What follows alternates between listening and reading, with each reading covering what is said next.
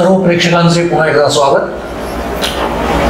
आपल्या कोंढाणा कट्टा या विशेष सदनामध्ये आज आपण किरणजी ठाकरे जे भारतीय जनता पार्टीचे या कर्जत आलापूर मतदारसंघातील 189 या मतदारसंघाचे विधानसभा जो परिसर आहे त्याचे अध्यक्ष आहेत. या मतदारसंघाचे विधानसभा अध्यक्ष म्हणून त्यांच्याकडे भारतीय जनता पार्टीचं पद आहे. आपण त्यांना या कोंढाणा कट्ट्यावरती आज आपण बोलवलेलं आहे, आमंत्रित केलं आहे. तर किरणजी, आपल्या या कोंढाणा कट्टा या आमच्या चॅनलवरती मनस्वी स्वागत. आपले रमाकांत जाधव संपादक कोंढाणा कट्ट्याचे हेही आमच्यासोबत आहेत आणि आपल्या मुलाखतीमध्ये आपण किरणजींशी या संपूर्ण मतदारसंघाविषयी आणि त्यांच्या असलेल्या या राजकीय कारकिर्दीविषयी विचार करणार आहोत, त्यांना प्रश्न विचारणार आहोत. किरणजी, प्रथम आपण या मुलाखतीच्या सुरुवातीला आपण एक उद्योजक आहात, तर या उद्योजकाच्या माध्यमातून आपण इथे एक आपल्या गावी मांदळे इथे RMCचा प्लॅन करत आहात किंवा तो सुरू केलेला आहे. त्याविषयी थोडंसं उद्योजकाच्या बद्दल आपलं जे आहे ते 2 शब्द आपण सांगत अशी आपली इच्छा आहे.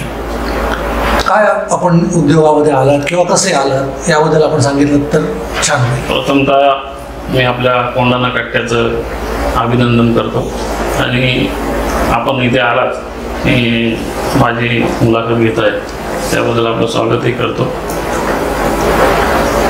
तसं माझ्याबद्दल सांगायचं तर मी एक शेतकरी कुटुंबातला एक सर्वसामान्य कुटुंबातला तरुण आहे. मी 2004ला ठेकेदारी व्यवसाय सुरू केला होता. छोट्या 2 लाखाच्या कामापासून 10 लाखाच्या कामापासून मी सुरुवातीला हस्ती सुरू केला. तेव्हा काही एवढी परिस्थिती फार आमची चांगली नव्हती. मी लहान असताना शेती आणि वडिलांचा दुग्ध व्यवसाय होता, त्याच्यावरच आमच्या कुटुंबाचा उदरनिर्वाह व्हायचा. घरची शेती आहे ती आईवडिलांनी टिकून ठेवली आणि त्यानंतर मी ठेकेदारीत काम करायला सुरुवात केली आणि 2004ला मी छोटी मोठी कामं घेऊन सुरुवात केली आणि आता असती त्याचं रूपांतर मी आस्फॉल्ट प्लॅन टाकला, डांबर प्लॅन टाकला आणि ती सुरू असताना अनेक चांगली कामं आपल्या कंपनीकडनं झाली. अनेक पुलांची कामं झाली, अनेक रस्त्यांची कामं झाली. ती आजही पुलांची कामं आपण फिरत असताना पाहिली तर आनंद वाटतो की लोकांना 4-4, 5-5 किलोमीटर फेरा मारायला लागायचा, ते त्यांना 1-1 किलोमीटरमध्ये त्यांची सोय झाली जाण्या येण्याची. अशी अनेक कामं आपण केली. आता सध्या मी राजकारणात आल्यापासून म्हणजे जवळजवळ 5-7 वर्ष झाली मी त्या व्यवसायातून बाहेर पडलो आणि माझा व्यवसाय माझ्या कुटुंबाकडे दिला.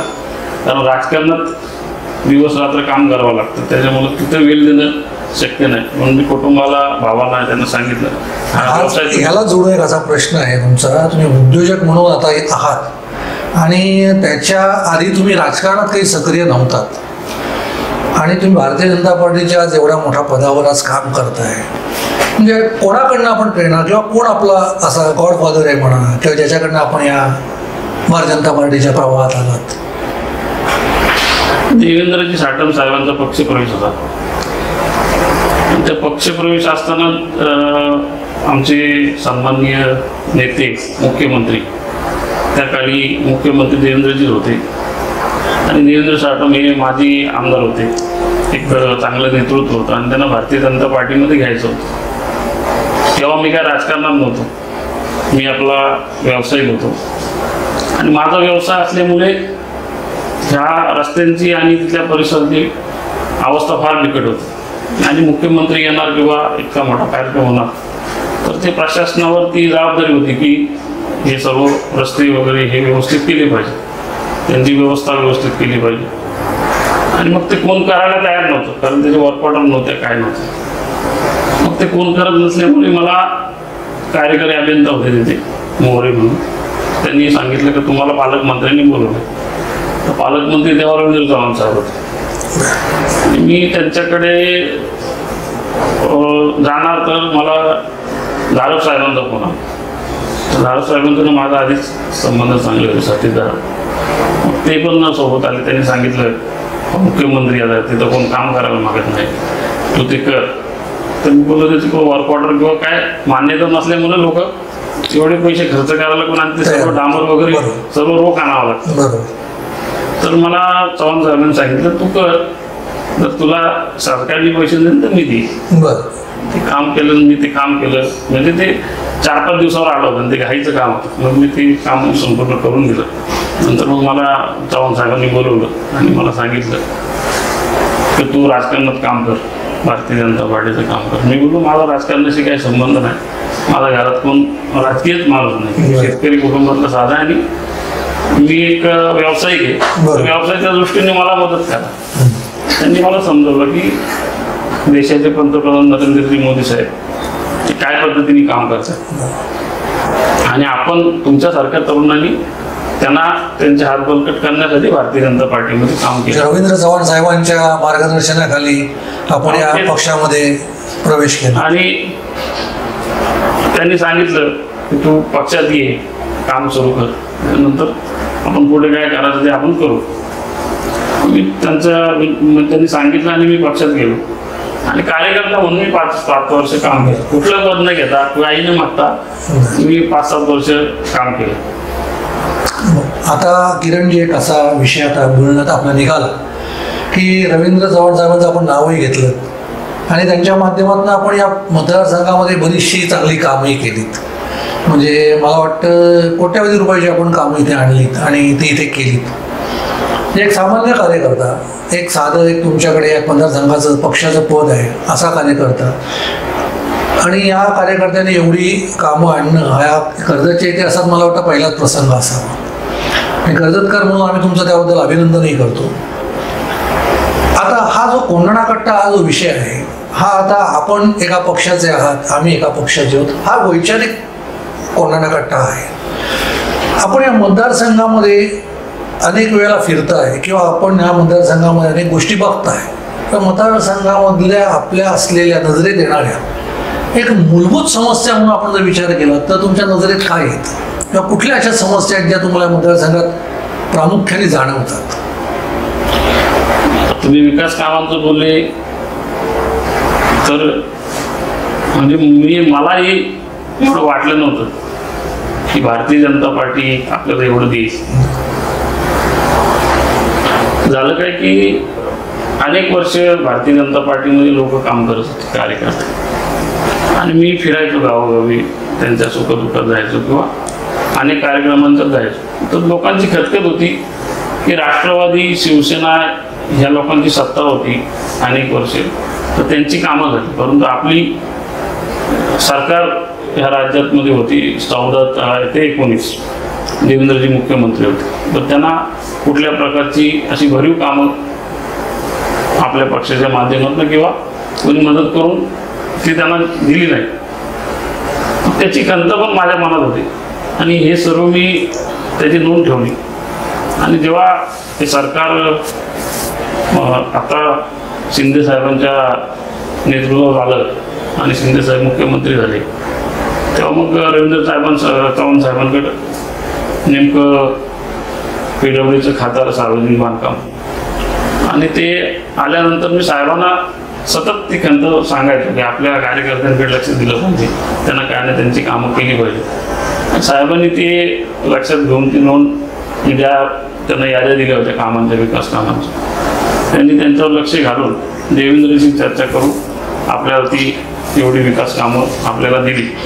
आणि त्यातून आज आपल्याला आनंद वाटतो की भारतीय जनता पार्टीच्या कार्यकर्त्याला गावोगावी सांगता येते की हे काम आम्ही केलं, हे भारतीय जनता पार्टी. माझा यालाच धरून असा प्रश्न आहे किरणजी, का तसं बघितलं तर एक शेतकऱ्याचा मुलगा भाजपात आलेला आणि पक्षात एक नौखा माणूस किरणजी ठाकरे पक्षामध्ये नौके, गेली 20-25 वर्ष पक्षामध्ये काही लोक काम करत आहेत. त्या पक्षामध्ये त्या टायमाचे पालकमंत्री रवींद्र चव्हाण साहेब त्या पक्षाचे मेन आहेत, ते आहेतच तुमच्या अगोदर, म्हणजे तुम्ही पक्षात यायच्या अगोदरच. तेव्हा सुद्धा कर्जतमधल्या समस्या होत्या, तेव्हा सुद्धा कर्जतमधली कामं पेंडिंग होती. मग असं काय गणित, अशी काही जादू झाली की किरणजी आल्यानंतरच ती किरणजीला कामं मिळाली आणि बाकीचे कोणाला मिळाली नाही, तुम्ही ती केली? अशी काय जादू आली? तुम्ही कुठली ट्रिक वापरली? तुमच्या अशीकडे जादूची छडीबिडी असं काय आहे का? ही भारतीय जनता पार्टीची कमाल आहे.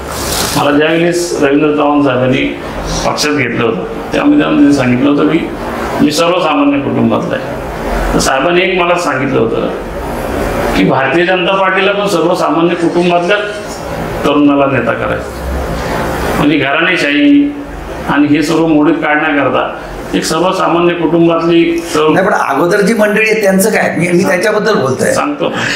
त्यांना का नाही मोठं केलं पक्षाने? त्यांना का नाही कामं दिली? मोठं करणं असं नाही. आपण कशा पद्धतीने आपली भूमिका मांडतो, हा, आपण किती फॉलोअप घेतो. हा. आणि एक मी जवळजवळ त्याच्या म्हणजे पक्षाने अजून 15 वर्षी ठेकेदारी केली होती. त्याच्यामुळे मला कसे प्रस्ताव न्यायची, कसे ते पेपर त्यांचा फॉलोअप कसा घ्यायचा आणि ते अंतिम निर्णयापर्यंत कसे न्यायचे, ही जी पाठपुरावा कसा करायचा शेवट, ही जी कसरत आहे, फायली अशा लिहून ते तिथं ठेवणं आणि त्याच्यानंतर मग आपल्याला नेत्याला सांगितलं अशी अशी फाईल पडली नाही तेवढी तिला म्हणजे थोडक्यात असं नुसतं निवेदन देण्यापेक्षा किंवा प्रस्ताव देण्यापेक्षा त्याचा फॉलोअप करून शेवटपर्यंत पैसे आणेपर्यंत काम करणं हे तुमचं. म्हणजे नुसत्या निवेदनाने काय होत नाही ना. हल्ली काय चाललं माहिती का, नुसती निवेदनं द्यायची, फोटो काढायचे आणि पेपरात टाकायचे, हा प्रकार चालू आहे. तुमच्या पक्षात पण चालू आहे. आपल्याप्रमाणे राज्यातून अनेक लोक अशा पद्धतीचं काम करत असतात. नेत्यांकडे जेव्हा त्यांना जर सोपं काम त्यांच्यापर्यंत पोहोचलं तर ती कामं होत असतात. फॉलोअप घेणं सगळ्यात महत्त्वाचं. आज मंजुरी द्यायची आणि आपला प्रस्ताव तिकडे आला नाही ते काही करू शकत नाही. पण फॉलोअप घेणं हा सगळ्यात महत्त्वाचं, बरोबर ना? शेवटपर्यंत फॉलोअप घेणं हेच महत्त्वाचं आणि ते तुमच्यात गट्स आहेत, ते तुम्ही केलं. आणि म्हणून आज भाजपामध्ये एक शेतकऱ्याचा मुलगा एवढ्या उंच स्तरावर गेलेला आहे. खरं माहितीये का तुम्हाला, तुम्ही एक वादळ उठवलंय भाजपामध्ये. किरण ठाकरे नावाचं एक, ठाकरे या नावात ताकद आहे ती मुंबईत आपण पाहिलीच, पण कर्जतमध्ये किरण ठाकरे नावाचं एक मोठं वादळ उठलं. आज तुमची कोंढाणा कट्ट्यावरती खऱ्या अर्थाने पहिली मुलाखत आहे. कोंढाणा कट्ट्यावर खऱ्या अर्थाने पहिली मुलाखत तुमची. काय आम्हाला ते वादळ काय, आम्हाला ते वादळ समजून घ्यायचंय. तुमचा दृष्टिकोन काय याच्या पुढचा तो समजून घ्यायचा आहे. तुम्हाला खरं तर पोतरकर साहेबांनी हा प्रश्न विचारला होता की अशा कुठल्या समस्या तुम्हाला भेडसावतात या मतदारसंघामध्ये, ज्या कुठल्या पूर्ण व्हायला पाहिजेत?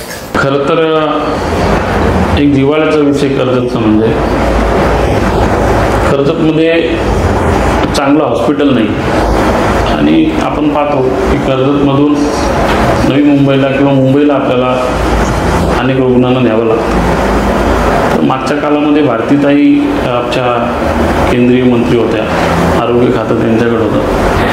तेव्हा आपण चव्हाण साहेबांना सांगून त्यांच्याशी पत्रव्यवहार केला होता की कर्जतमध्ये 100 बेडचं हॉस्पिटल व्हावं. 100 बेड कशा करतात की 100 बेड शासनाने मंजुरी दिली तर त्याच्यामध्ये सर्व फॅसिलिटी येते, सिटी स्कॅन मशिनरी येतात आणि डॉक्टरांची संख्या वाढते, नर्सची संख्या वाढते. याकरता ते 100 बेडचं हॉस्पिटल होणं गरजेचं आहे. तसं पाहायला गेलं तर ते 200 बेडचं करायला पाहिजे. त्याकरता आम्ही प्रयत्न करतोय. एकदा आम्ही मुख्यमंत्र्यांना भेटून देखील ते सांगणार आहोत आणि तो आपण विषय गांभीर्याने मार्गी लावण्याचा प्रयत्न करू. आता आपण इथल्या 3-4 जिल्हा परिषद विभागात गेलो तर तिथे म्हणजे जानेवारीनंतर भीषण पाणी टंचाई. रस्त्यांचे विषय, रस्त्यांमध्ये जे मुख्य रस्ते जे MDR आहेत, जे नॅशनल हायवे आणि स्टेट हायवे, हे प्रमुख रस्ते हे खड्डेमुक्त होणे गरजेचं. त्याकरता आपण विजन ठेवून काम केलं पाहिजे. तर आपण पाहिलं असेल पावसाळ्यामध्ये हा NH रस्ता आहे, चौक कर्जत मुरबाड, तो MSRTCने केला. त्याच्यावर देखील अनेक खड्डे, त्याचा लोकांना त्रास होतो. आता लोक काही महिला पाडतात बाईकवरनं, कधी ट्रॅफिक होते, लोक मला व्हॉट्सअपला ते फोटो काढताना पाठवतात. तर त्याचं दुःख आम्हाला आहे की ती कामं व्हायला. हा जो प्रश्न आहे ना किरण साहेब, हाच मुद्दा आमचा हा कळीचा मुद्दा आहे. हा इथून जो तुमचा 4 फाट्याचा जो विषय आहे या 4 फाट्यावरती शुक्रवार, शनिवार, रविवार मुंबईचं अनेक पब्लिक इथे येतं, हजारो गाड्या येतात. या गाड्या एक बाजूने जातात, दुसऱ्या बाजूने येतात आणि भयानक ट्रॅफिक होतं. असं एकदा एवढा छोटा नॅरो ब्रिज आहे या रेल्वेच्या वरती, आणि तो ब्रिज आणि त्याच्यानंतर जाणारं नेरळ साईडचं, त्याच्यानंतर आता ते लोकांनी ते तोडकाम केलं, बहुच्या टपऱ्या होत्या त्या रस्ता रुंदीकरणासाठी तोडकाम केलं. पण त्या सगळ्या गोष्टीमुळे तिथलं ट्रॅफिक काही होणं थांबलं नाही.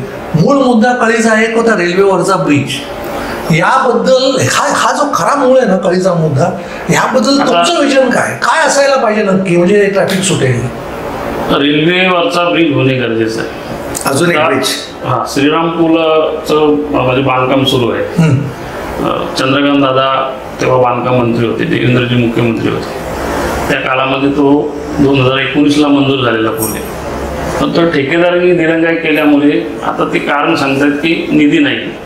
पण ह्याच्या मागच्या आधी जेव्हा हे सरकार येण्याच्या आधी भरघोस निधी होता, परंतु त्याने ते वेळेत न केल्यामुळे आता तो काम रखडलेला आपल्याला दिसतो. म्हणजे ते आज जो ब्रिज होत नाही श्रीरामपूरला, म्हणजे 19ला मंजूर झालेला जो नवीन ब्रिज होत 6 वर्ष झाली, त्याला कारण ठेकेदार आहे, प्रशासन. रेल्वेवरचा ब्रिज कसा होणार? कारण सेंट्रलचा पण विषय येतो याच्यात, कारण सेंट्रल रेल्वे ही सेंट्रलाइज आहे. पण रेल्वे सेंट्रलाइज आहे, महाराष्ट्र शासन आणि रेल्वे. आता अनेक ब्रिज होत आहेत ना, यांचा समन्वय पाहिजे. झाले, पण सगळीकडे तुमचं विजन काय किरणजी, की कसं काय व्हायला ब्रिज होणं जरुरी आहे? आता मुख्यमंत्री साहेब तेव्हा शिंदे साहेब होते, आता देवेंद्रजी समजा.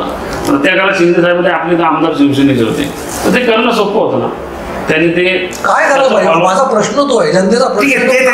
ते त्यांच्या पद्धतीने काम करतायत, तुम्ही तुमच्या पद्धतीने करतात, आणि तुम्ही दोघं एकत्र आहात, भाजप आणि शिवसेना. कोणी कोणावर आरोप पण करू शकत नाही, कारण सगळी ताकद एकत्र होते तेव्हा राज्य सरकार निर्माण झालेलं आहे.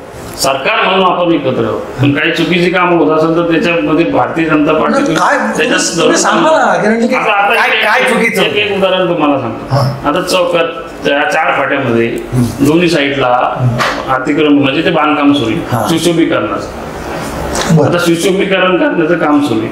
आता ते सुशोभीकरण करणार, यांचे फोटो लावणार, नावं लावणार, आणि गरज लोकांना कसली आहे तर गरज लोकांना आहे ती ब्रिजची. अजून एका ब्रिज, मोठ्या ब्रिजची गरज आहे. ते 2 लेन होतील तेव्हा इथली कर्जतची जनता ट्रॅफिक मुक्त होईल.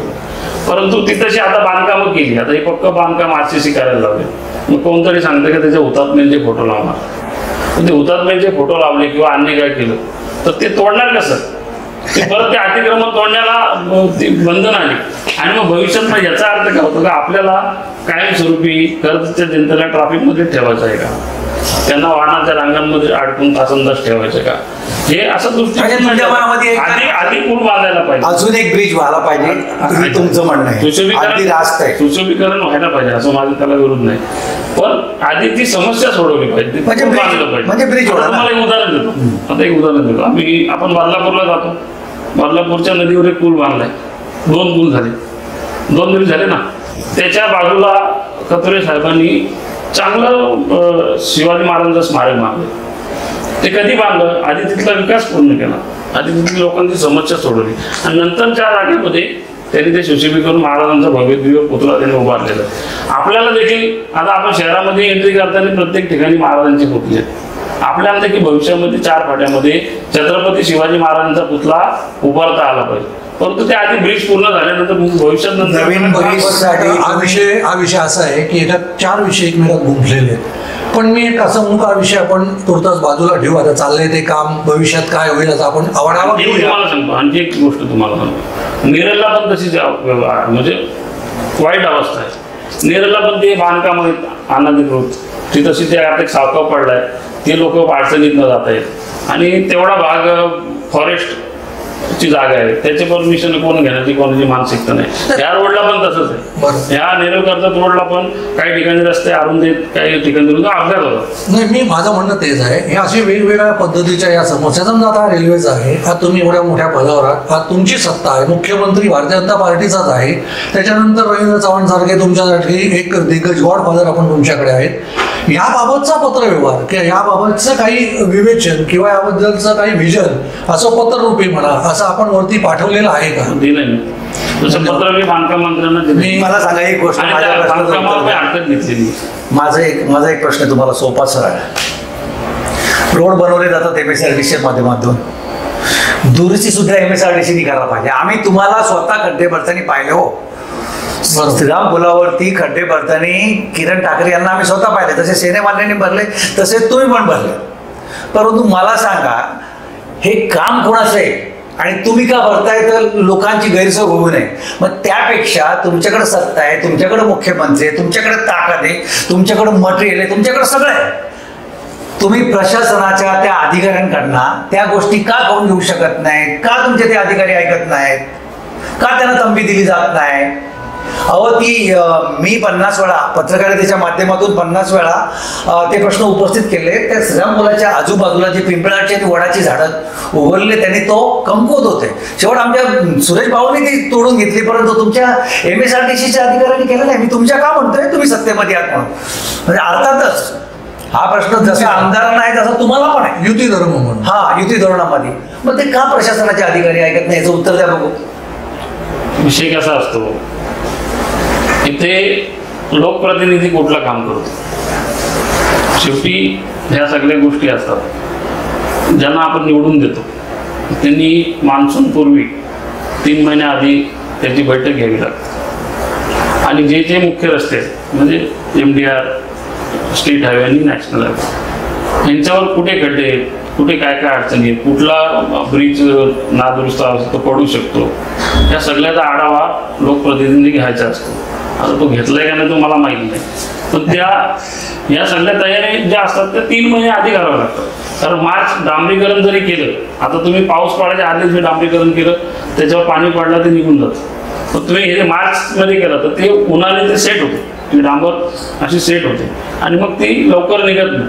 आपण कधी कधी ठेकेदाराला, आता मी ठेकेदारी केली तर काही त्यातल्या अडचणी, आता 20 mm चा कार्पेट असतो आणि त्याच्यावर जर तुम्ही टर्नारीवरती गाड्या चालवल्या मोठमोठ्या क्वारी बिरीच्या तर ते निघणार ना. ते त्याला तुम्ही BMBC चे पकडायला पाहिजे. दर्जा हा महत्वाचा विषय. दर्जा कोण देणार? हा, प्रशासन देणार. प्रशासन का ठेकेदार देणार? प्रशासन देणार. प्रशासन देणार.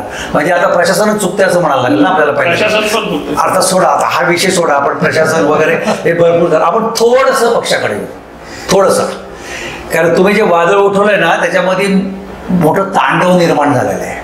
आज जे प्रस्थापित आहेत ना ते हल्लेले आहेत. कर्जत तालुक्यातील जे प्रस्थापित आहेत, मग ते कुठल्या पण कोपऱ्यात असतील, मग ते कांडस कोपऱ्यात असतील, पात्रत कोपऱ्यात असतील, सांडशी कोपऱ्यात असतील किंवा अजून वेणगावच्या कोपऱ्यात असतील, ते हल्लेले आहेत किंवा कर्जत शहरात असतील. तुम्ही त्यांच्याविषयी कधी चुकीचं काही स्टेटमेंट केलं असं मी पाहिलेलं नाही. परंतु तुम्ही काहीतरी अशी जादू केले की जे काही सगळं आहे ना सगळं तुमच्याकडेच येतो निर्णय घ्यायला. तर त्या निमित्ताने मी तुम्हाला हे विचारू इच्छितो, कारण आम्ही कर्जत नगर परिषदेमध्ये राहतोय. जिल्हा परिषद पंचायत समितीमध्ये तर तुम्ही आखाडतांडव करणारच आहात, पण कर्जत नगर परिषदेमध्ये तुम्ही काय मुसंडी मारणार जरा याची जरा आम्हाला सोडून दाखवा. आता राज्यामध्ये 3 पक्षाचं सरकार आहे. माझी पहिली भूमिका तर अशी आहे की 3 पक्षांनी आपले मतभेद बाजूला ठेवून एका ताकदीने एकत्र येऊन लढलं पाहिजे. त्याच्यामध्ये राष्ट्रवादी आहे अजितदादांची, शिवसेना शिंदे साहेबांची आणि भारतीय जनता पार्टी. तर भारतीय जनता पार्टीचं आपल्याला सांगायचं झालं तर खोपोली नगरपालिकेमध्ये मागच्या वेळेस फक्त 600 मतांनी आमचा तिथे पराभव झाला. त्यानंतर कर्जत नगरपालिकेचं सांगायचं झालं तर कर्जत नगरपालिकेमध्ये रवींद्र चव्हाण साहेबांनी काय केलं ते मी तुम्हाला सांगायचं. मी स्वतः बरोबर होतो. त्यामुळे ती पण भारतीय जनता पार्टीला जिंकणे ताकद आहे, कठीण नाहीये. माथेरानमध्ये 10 नगरसेवक आमच्याकडनं, आमचं सरकार नसताना शिवसेनेत आमच्याकडे. त्याच्यामुळे तिकडे पण ते प्रामाणिक आणि चांगलं समाजाच्या हिताचं काम करतायत. त्यांच्या कामाच्या जोरावर पण तिथनं आम्ही नगरपालिका जिंकू शकतो. आता पुढे जायचं तुम्हाला सांगायचं तर जिल्हा परिषदांमध्ये 5 जिल्हा परिषदांमध्ये आमची ताकद आज उभी आहे. 2 जिल्हा परिषदमध्ये आम्ही मान्य करतो की थोडं 2 पंचायत समिती तिथे गाड्यांचा प्रभाव आहे आणि इकडे थोरूंचा प्रभाव आहे. म्हणजे त्यातल्या पण 2 पंचायत समितीमध्ये आमचा प्रभाव आहे. 2 पंचायत समितीमध्ये ते तिथले स्थानिक असल्यामुळे तिथल्या लोकांचं थोडं भाजपमध्ये आपण कर्जतमध्ये आहे काय. साहेब, जिल्हा परिषद पंचायत समिती तुमची ताकद आहे, मान्य केलं. तो इश्यू आपल्याला घ्यायचाच नाही. आपल्याला मुलाखतीला एक संक्षिप्त मुलाखत करायची, नेमक्या टायमिंग मध्ये करायचं. आम्हाला तुमचा चेहरा आहे ना, बघा मी असा हात केलेला आहे, तो कर्जत नगर परिषदेमध्ये बघायचा आहे. किरण ठाकरे या नावाचं वादळ, ठाकरे नावाचं वादळ कर्जत नगर परिषदेमध्ये सत्ता जिंकण्यासाठी किंवा नगराध्यक्ष भाजपचा करण्यासाठी किंवा युतीचा करण्यासाठी काय योगदान देणार आहे का तुम्ही कर्जत नगर परिषदेमध्ये हस्तक्षेपच करणार नाही? मी आपल्याला तेच सांगतोय की 3 पक्षांची युती व्हावी हे माझं प्रामाणिक मत आहे. आता यांच्या मतभेदामध्ये ती नाही झाली तर आम्हाला जो न्याय देईल, समजा युती ज्यांच्याशी करायची असेल, समजा शिंदे गटाशी करायची असेल तर आम्हाला समान जिल्हा परिषदेमध्ये जागा आणि समान नगरपालिका यांचं वाटप जे ज्यांच्याबरोबर होईल, समजा उद्या राष्ट्रवादी बरोबर होईल तर त्यांच्याबरोबर आम्ही लढू. आमचं काही म्हणणं नाही, आमचं तर म्हणणं आहे की एकत्र लढावं. नाही लढलं तर जो आम्हाला व्यवस्थित जागा देईल आम्ही त्यांच्यासोबत जाऊ आणि कर्जत नगरपालिका 100% भारतीय जनता पार्टी जिंकेल. युती धर्माचा विषय आला म्हणून किरणजी आपला महत्त्वाचा प्रश्न असा आहे की आमदारकीच्या निवडणुकीला म्हणजे भारतीय जनता पार्टीच्या कर्जत मतदारसंघाच्या इतिहासात एवढं मोठी रॅली तर भारतीय जनता पार्टीची कधीही झाली नाही. हे वादातीत सत्य आहे. जी आज लोक 5,000च्या पेक्षा जास्त लोक तुमच्या रॅलीला होती ही सगळ्यांनी बघितली. कारण युती धर्म तुम्ही आता म्हणला की युती धर्माप्रमाणे चाललं पाहिजे, तर युती धर्माप्रमाणे तुम्ही जो फॉर्म भरलात यावेळेला तो युती धर्माच्या विरुद्धच होता. मग तुम्ही त्यावेळेला तो फॉर्म का भरलात? बरं भरलात तर तुम्ही तो मागं काय तुम्हाला घ्यावा लागेल? तेच मी तुम्हाला सांगतो, युती धर्म पाळायला पाहिजे. पाळण्यासाठी मागायचं राष्ट्रवादीने तिथे फॉर्म भरला. ऍक्च्युअली लढत कोणाबरोबर व्हायला पाहिजे? ती उबाटा आणि युतीच्या उमेदवाराबरोबर. राष्ट्रवादीने तिथे फॉर्म भरला, मग आम्ही काय कमीपणा घेऊ? उद्या मग त्यांना मला आम्ही तेच सांगितलं का त्यांनाही मागे घ्यायला सांगा, त्यांना युतीचं काम करायला सांगा. आम्ही पण मग चान्स घेऊ ना, आम्ही पण आमची ताकद दाखवू, आम्ही पण ताकद आजमावू. आणि आपण तिथे सांगितलं की फॉर्म भरायला या, कार्यकर्त्यांना आपण विनंती केली. मला काही लोक सांगत होती का किरण ठाकरे बरोबर 50-100 लोक 200 लोक फॉर्म भरायला जाते. असा प्रचार 2 दिवस आधी सुरू होता. पण मला खात्री होती की 5,000च्या खाली लोक येणार नाही. आता विरोधक यांचं सांगायचं झालं तर 2 बलाढ्य पक्ष आपल्याला माहिती आहे कोण लढले. त्यांना 3-3 कोटी रुपये खर्च आला एकाला फॉर्म भरायला. माझ्याकडे फुकट लोक आहे. भारतीय जनता पार्टीची स्थापना झाल्यानंतर भारतीय जनता पार्टीचा कार्यकर्ता भारतीय जनता पार्टीला जिंकवण्याकरता झेंडे हातात घेऊन पहिल्यांदा रस्त्यावर उतरलेला कर्जत मतदारसंघातल्या जनतेने पाहिलं. आणि त्यातून हेच सिद्ध होते की भविष्यात पण त्यांना भारतीय जनता पार्टीला जिंकवायचे. आणि मतदार आणि ह्या मतदार संघातील कार्यकर्ता हा भारतीय जनता पार्टीला जिंकवण्याकरता अहोरात्र प्रयत्न करतात. नाही, तुमच्याबद्दल आमचं काही दुमत नाही, तुम्ही प्रयत्न करताय, सगळं बरोबर आहे. पण तुम्ही ज्या वेळेला रॅली काढली त्या रॅलीमध्ये तुमच्या पक्षातले म्हणजे सोकॉल कोणी असं आमच्या कानावरही आलं की कोणी आमदार आहेत XYZ, काही नाव येणं मुलाखतीत योग्य नाही, पण त्यांचा तुम्हाला एक आत्महत्या विरोध आहे. त्याच्यामुळे जे प्रस्थापित इथे जुने जाणते काही लोक आहेत जे स्वतःला भारतीय जनता पार्टीचा सर्व मानतात, अशी मतदारसंघातली लोक त्या रॅलीला तुमच्याबरोबर आली नाहीत. किरण साहेब, कसं आहे, जो काम करतो, जो पक्षात काम करतो त्याला विरोध होतो. महेंद्र धोरवेंचं मी पाहिलेलं आहे. त्या महेंद्र धोरवेंना उमेदवारी दिली तर त्यांच्यामध्ये पण असाच एक गट त्यांच्या विरोधात होता. सुधाकर घारेंना 19ला उमेदवारी द्यायचं चाललं होतं, त्यांच्या विरोधात पण एक गट असाच होता की त्यांना देऊ नका म्हणून प्रेषित केलं. पण आज आपल्याला पाहायला मिळतंय की जे विरोध करत होते ते महेंद्र धोरवेंच्या व्यासपीठावर आहेत, जे घारेला विरोध करते ते घारेंच्या व्यासपीठावर आहेत. तर हे असं राजकारणात होत असतो. ते मी ते मनाशी ठरवलेलं आहे. आपण फक्त प्रामाणिक काम करत राहायचं. आपल्या देवेंद्रजींनी जे आपल्याला विचार दिले, नरेंद्र मोदीजींनी आपल्याला जे विचार दिले आणि आमच्या रवींद्र चव्हाण साहेबांचा आशीर्वाद आहे, त्यांच्या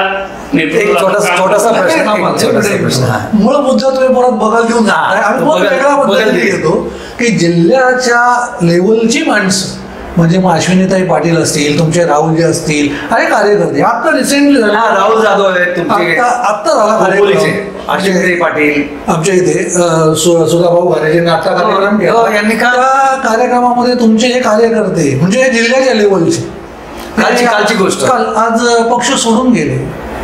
याला कारण कोण आहे? तुम्ही मूळ आम्हाला सांगा की असं घडतंय का? तुम्ही एकीकडे म्हणता Bharatiya Janata party, Bharatiya Janata party, Bharatiya Janata party. याला कारण कोण आहे? हे लोक सोडून चाललेत ना, याला कारण भारतीय जनता पार्टीचेच कोणतरी लोक असणार ना, की तुम्ही आहात? सांगा तुम्ही. याला जबाबदार आम्हीच आहोत का? तर आम्ही त्या लोकांना सांभाळू शकलो नाही. राजकीय उत्तर दिलं तुम्ही. काय त्याच्या पलीकडे आपण दुसऱ्याला दोष देऊन करायचा, जो तो ज्याचा त्याचा पक्ष वाढवण्यासाठी प्रयत्न करतो. बरं, तुमच्यासाठी मला एक अजून एक प्रश्न आहे कर्जत नगर परिषदचा, की तुमच्याकडे, आमच्याकडे किंवा सेनेकडे एक चेहरा आहे संकेत भासे. बीजेपीकडे असा कोणता चेहरा आहे थेट नगराध्यक्षाला? बीजेपीचा चेहरा आहे. नाही, एक कोणता चेहरा आहे का तुमच्याकडे? असा असेल तर सुचवा नाव जरा, लोकांना पण समजू दे चॅनलच्या चेहरा माध्यमातून. आहे. थोड्या दिवसात तो चेहरा आणि त्याचं नाव आपल्याला पत्रकार परिषद घेऊन जाहीर करू. ते ठरलेलं आहे. भारतीय जनता पार्टीचाच नगराध्यक्ष कर्जत नगरपालिकेत होणार आहे. आता सांगणं घाईचं होईल, त्यामुळे थोड्याच दिवसामध्ये आता थोडे दिवस राहिलेले. आता होईल आपल्याला सांगेल कोण निवडणुका पण आहेत आता. पंचायत समिती बाहेर दिलं. पंचायत समितीच्या पण निवडणुका आलेल्या आहेत. मला एक असा प्रश्न आहे आपला, की पंचायत समिती हा वॉर्ड जो आहे, हा वॉर्ड म्हणजे जो कर्जत मतदारसंघातला जो भाग आहे, त्यातले बहुल जे आहेत ते सगळे एकतर सुधा घारे ओरिएंटेड आहेत, सुधाभाऊ घारे, आणि दुसरे महेंद्र शेट्टी थोरवे ओरिएंटेड आहेत. असे मतदारसंघ भारतीय जनता पार्टी ओरिएंटेड किंवा भारतीय जनता पार्टीचं प्रभुत्व असलेला असा मतदारसंघ पंचायत समितीचा आणि खात्रीलायक निवडून आणणारे मतदारसंघ असे किरणजी ठाकरे कोणते सांगू शकतील? सांगितलं ना 5. मग हे सांगितलं ना 5. 2 सोडून सगळ्यामध्ये आपलं नाव आम्हाला अपेक्षित आहे. हे बघा, उमरोली, नेरळ, खांडस म्हणजे कलम खांडस, पात्रस आणि खालापूरचा एक मतदारसंघ, तो नरेश पाटील सभापती होते. हे 5 जे जिल्हा परिषदे गण आहेत ते आम्ही आता मजबूत करून ठेवलेले आहेत. यांच्यामध्ये पण 2, एक या साईडची पंचायत समिती, या साईडची पंचायत समिती म्हणजे पिंपरुली आणि इकडची गौरकामत, यांच्यामध्ये पण आमचा प्रभाव आहे. आमचे तिथेशी सर्व कार्यकर्ते सक्रिय आहेत. त्या भागामध्ये आम्ही मोठ्या ताकदीने निवडणुका लढू आणि जिंकू पण. बरं, आता हाच याला धरून आहे का आता आपण थोड्या शेवटच्या टप्प्याकडे वळतोय. मी प्रत्येक वेळेला भारतीय जनता पार्टी हा म्हणजे तुमचा मोटिव्ह आहे म्हणा, उद्देश आहे म्हणा, किंवा तो प्रसार करण्यासाठी म्हणून तुम्ही देवाचं रान करताय.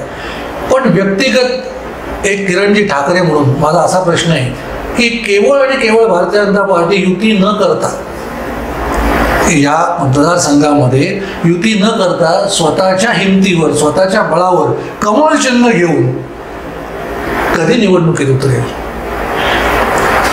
ते आता मी सांगू शकत नाही. की भारतीय जनता पार्टी ठरवलं तर या निवडणुकीला पण उतरेल, तर पुढच्या निवडणुकीला उतरू शकते. इथं कोणी सांगू शकत आणि तर मी सांगू शकत नाही मला उमेदवारी मिळेल किंवा नाही मिळेल. आपण काम करत राहायचं, आपल्याला पक्षाने सांगितलं काम करत राहा.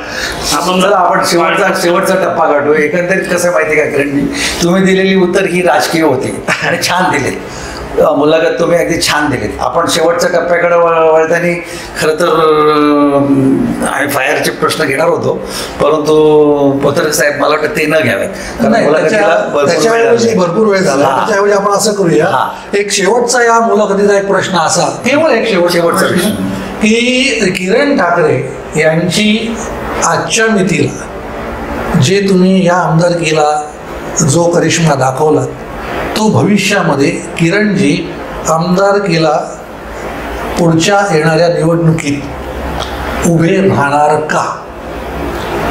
पक्षाने सांगितलं तर नाही, राजकीय उत्तर नकोय.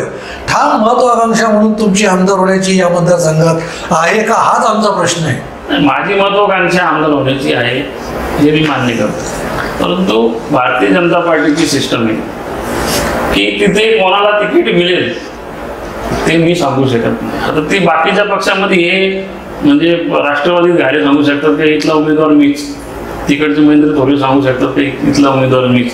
परंतु माझ्या पार्टीत मी सांगू शकत नाही का इथला उमेदवार मीच आहे. त्यामुळे भारतीय जनता पार्टीने जर संधी दिली, नेत्यांनी ठरवलं का बाबा तुला या निवडणुकीमध्ये तुला भाग घ्यायचा, तू उमेदवार म्हणून पुढे हो, त्या दिवशी आपण या मतदारसंघामध्ये 100% म्हणजे भारतीय पार्टीचा उमेदवार वरिष्ठ लेवलवरून ठरवला जातो, तो काही स्थानिक लेवलला ठरवला जात नाही. त्याचं काम पाहिलं जातं, काय नक्की काय पाहिलं जातं. भारतीय जनता पक्षाचा आता बघा कर्जत नगर परिषद निवडणुकीत नगरसेवक म्हणून उमेदवार द्यायचे किंवा थेटचे देणार आहेत, ते त्यांचं काम बघणार आहेत, त्यांच्याकडे पैसा आहे तो बघणार आहे, त्यांच्याकडे वेगळी ताकद आहे, काय बघणार नक्की काय पाहणार आहेत. भारतीय जनता पार्टी काय पाहून उमेदवारी देणार आहोत. भारतीय जनता पार्टी पैसे पाहून उमेदवारी देत नाही.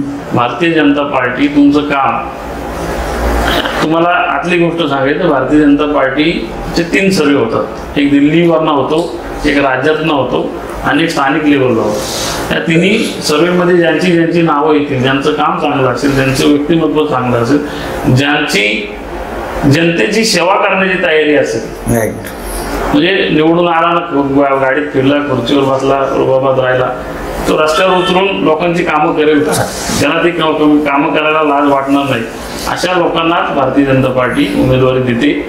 आणि ती लोक म्हणजे जनतेने त्याच्या मनातली लोक असतात. घोडा मैदान जवळ पाहूया आपण काय होते ते. मी आता मुलाखत आज किरणजी आपण या कोणाला कट्ट्यावर आलात, दिलखुलास आपण उत्तरं दिलीत. आमचे प्रश्न आपल्या समोर होते, हे विचारवंत म्हणून, वैचारिक म्हणून, उद्योजक म्हणून आणि या मतदारसंघाचा चांगला अभ्यास आहे असे होते. आणि कोणाला कट्टा हा सगळ्यांसाठी मुक्त आहे, ओपन आहे. कोणीही विचारवंत, कोणीही राजकीय नेता, कुठल्याही या मतदारसंघातला माणूस या कोंडाणा कट्ट्यावर येऊ शकतो. किरणजी, आपण कोंडाणा कट्ट्यावर आलात आणि उत्तम मुलाखत दिली, त्याच्याबद्दल आपले मनपूर्वक धन्यवाद. धन्यवाद. असंच प्रेम राहू.